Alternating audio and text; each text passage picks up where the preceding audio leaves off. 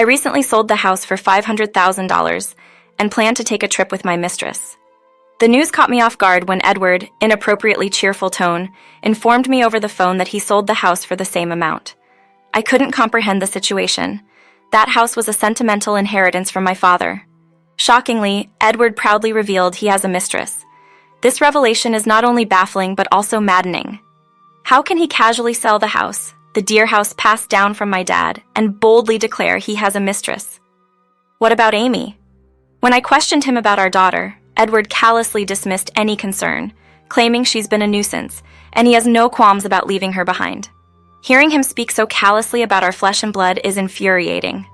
I am Sandra, a 41-year-old homemaker, and my life with my husband Edward and our 12-year-old daughter Amy is far from harmonious.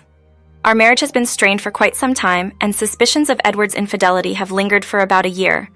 Despite lacking concrete proof, Edward's changed behavior, frequent post-work outings, and suspicious gifts to an unknown recipient fuel my suspicions. I'm hesitant to confront him about an affair without solid evidence, and my fear has paralyzed me from taking any decisive action. Reflecting on the past, the Edward I met and fell in love with a decade ago seems like a distant memory. His kindness and sincerity initially drew me in, leading to a proposal on our first anniversary and subsequent marriage. However, the blissful image of our family began to crumble around the time Amy turned 1. As she grew more active, parenting became increasingly challenging.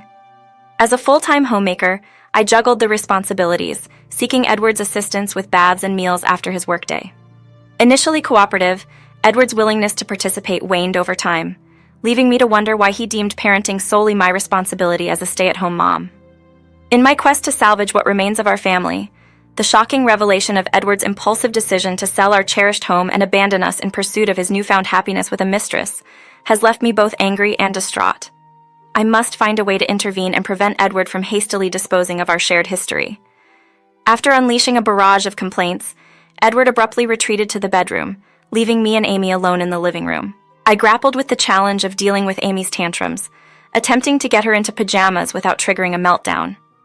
The sting of Edward's earlier harsh words lingered as I navigated through this difficult moment. Following his outburst, Edward withdrew from any interaction with Amy, even refusing her pleas to play on his days off, dismissively claiming that playing is my job as a mom, citing his purported busyness. Amy, innocently seeking her father's attention, faced callous rejection. Edward, preoccupied with his horse racing magazine, showed little concern for Amy's feelings. When she cried out, his scolding was unforgiving, questioning my competence as a stay-at-home mom. To shield Amy from his verbal abuse, we sought refuge in our room, finding solace in moments of just the two of us. While I yearned for moments to indulge in personal hobbies, living with Amy around the clock left me with little time for myself. Unjustly, Edward enjoyed his horse racing hobby, while I bore the brunt of his verbal assaults. Despite the unfairness, I refrained from complaining, acknowledging our dependence on Edward's income for Amy's well-being. Frustration and self-blame intensified as I grappled with my perceived helplessness in the situation. 11 years passed since then, and Amy, now 12, continued to endure Edward's abusive language. The kind and caring Edward I knew before marriage seemed to have disappeared. I navigated this tumultuous existence, careful not to provoke him, solely to provide for Amy. One day, as Amy and I engaged in drawing together, she expressed admiration for my talent, suggesting I pursue it as a job. Despite once aspiring to be a cartoonist, I had abandoned the dream, continuing to draw as a hobby.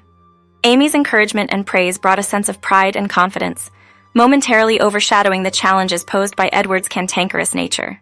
Despite Edward's disruptive behavior, Amy blossomed into an honest and straightforward individual with a sunny disposition. Her compliment on my drawings served as a source of joy and motivation. As long as Amy could smile, I found the strength to persevere in this challenging life. That night, as Edward stumbled home in a drunken state, I sighed, increasingly concerned about his escalating alcohol consumption. I carefully removed the jacket from Edward's slouched form, checking his pockets. To my surprise, a piece of paper fell out, a receipt from a motel. This tangible evidence confirmed my suspicions of infidelity, which had been lingering vaguely until now. Quietly concealing the incriminating receipt on a shelf, I contemplated how to confront Edward. The next morning, with Edward not entirely sober, I seized the opportunity after Amy had gone to school. Engaging in routine household chores, The receipt from the previous day occupied my thoughts. While I had chosen not to confront Edward without evidence, having concrete proof now made it challenging to ignore the facade of our masked couple. I desired a confession and an apology from him within a week, maybe even a few days. But how? Lost in thought, my smartphone buzzed unexpectedly. Glancing at the unfamiliar number, a sense of apprehension overcame me as I answered. The caller identified themselves as from General Hospital, delivering news about Edward. Rushed there by ambulance, he was undergoing surgery for a kidney disease, with a high risk of kidney failure and the need for a transplant. Overwhelmed by the sudden revelation, the doctor assured me that a kidney transplant was possible if a compatible donor was found quickly. While Edward's behavior had been hurtful, I couldn't fathom wishing for him to lose his life. That night, I pondered the transplant surgery, contemplating the possibility of saving Edward's life. Weeks passed, and the results of potential kidney transplant candidates within the family were revealed. Surprisingly, I turned out to be the best match. Edward's parents, though alive, were unfit for surgery due to poor health. As an only child with a compatible blood type, I emerged as the most suitable donor. Despite hesitations, the value of Edward's life outweighed any reservations, prompting me to proceed with being the donor for his kidney transplant. When I explained Edward's medical condition and our impending transplant to Amy, she offered her blessing, encouraging me to do my best. During my hospitalization, Amy stayed with my in-laws, who despite their health issues welcomed her. Grateful for her understanding, I found solace in the fact that Amy was a supportive and understanding child. With this reassurance, I embarked on the journey of donating a kidney to save Edward's life. A week after signing the consent forms and completing the necessary health checks, I underwent kidney transplant surgery for Edward. The procedure, surprisingly swift, led to a hospital stay of about a week for me and 11 days for Edward. Fortunately, there were no complications, and both of us experienced a smooth recovery. As the day of my discharge approached, I received an unexpected call on my phone. Answering the call with curiosity, I recognized the voice on the other end. It was Edward. Anticipating words of gratitude for becoming a donor, I asked about his post-surgery condition. However, his response was entirely unexpected. Edward, pausing for a breath, shifted the conversation abruptly to our house.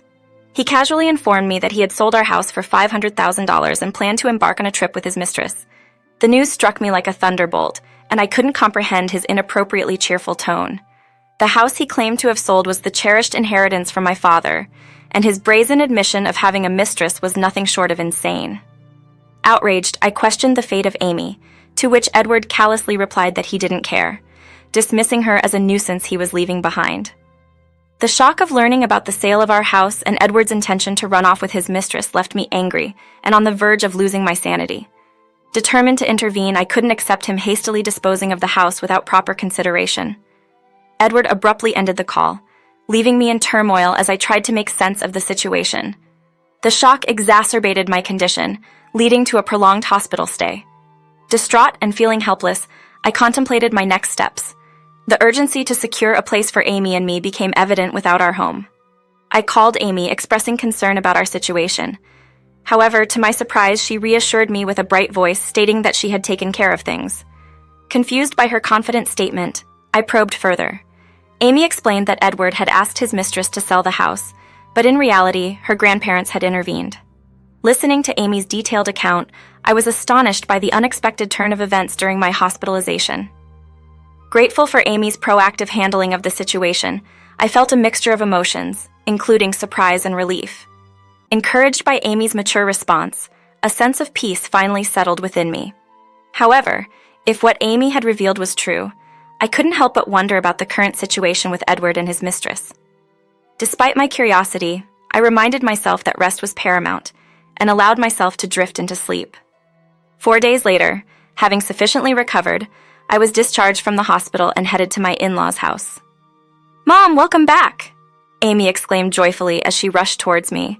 My mother-in-law wore a gentle smile, expressing her delight at my return. However, my father-in-law wore a grim expression, apologizing for Edward's unbelievable actions. I couldn't fathom how Edward, with such wonderful parents, could turn out so twisted. Taking responsibility, I acknowledged that I should have spoken up sooner. As we sat down, ready to hear their story, my in-laws shared surprising details. Despite the shocking revelation, my mother-in-law reassured me with firm encouragement, asserting that Edward wouldn't have his way. Following the conversation, Amy and I attempted to head home. On the way, though, we encountered a familiar scene. Edward and an unknown woman arguing with a realtor in front of his office. There was no mistaking the confrontation. Edward, disheveled in sweatpants, and the woman, presumably his mistress, engaged in a heated dispute. Edward, visibly angered, was lamenting the cancellation of the house purchase and the loss of his $500,000. Surprised, Amy and I approached them, questioning Edward's presence. "What are you doing here?" I asked, catching Edward off guard. His mistress joined in surprise, accusing me of sabotaging the house sale. Dismissing their baseless claims, I instinctively shielded Amy behind me. Addressing the confused realtor, I clarified my relationship with Edward, stating that I was his wife. The realtor, taken aback, shared the unfortunate consequences of the canceled purchase, highlighting the impact on their plans to board a plane and buy a new house. Edward, pointing at his mistress, blamed her for his financial predicament. It became clear that Edward was attempting to sell the precious house I inherited from my father, to settle debts incurred for his mistress, and purchase a new home for the two of them. Incredibly selfish and disregarding Amy and me, Edward's actions were beyond belief. Overwhelmed with anger, I confronted him. Edward, unfazed, responded arrogantly, claiming that I wouldn't even eat without him. Despite the critical situation, his disrespectful attitude further intensified my indignation. Despite Edward continuing to spew insults, I confronted him, expressing my disbelief that he thought he could sell my precious house without even discussing it with me, the rightful owner. I questioned whether he had forged documents.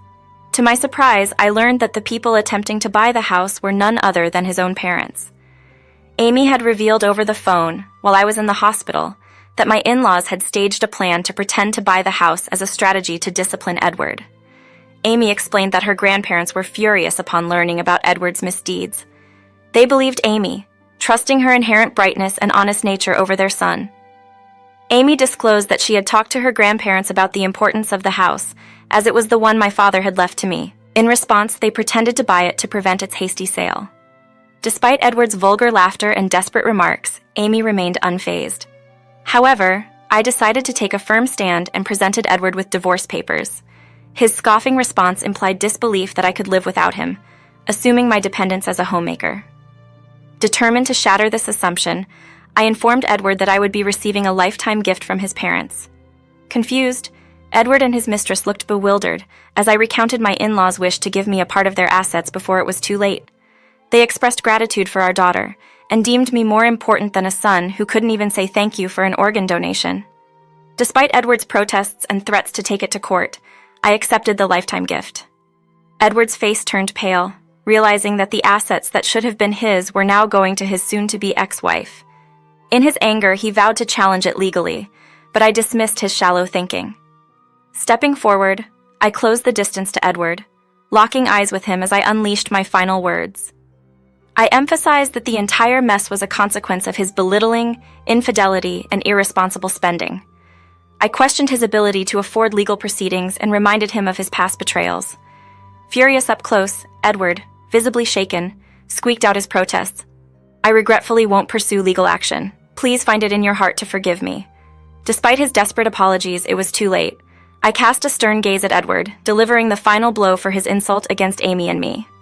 I intend to claim every penny of compensation for emotional distress and child support. If he can't pay, I'll pursue him relentlessly, prepared to chase him to the ends of the earth. Edward and his mistress shrieked and fled, while the realtor, who witnessed the entire scene, thanked me with a posture suggesting a burden lifted from his back. "No, I should be the one apologizing for the trouble I've caused," I replied, feeling uneasy about staying any longer. I took Amy's hand and we headed home. "Mom, that was so cool. Thank you for standing up for me," Amy expressed, a smile gracing her face.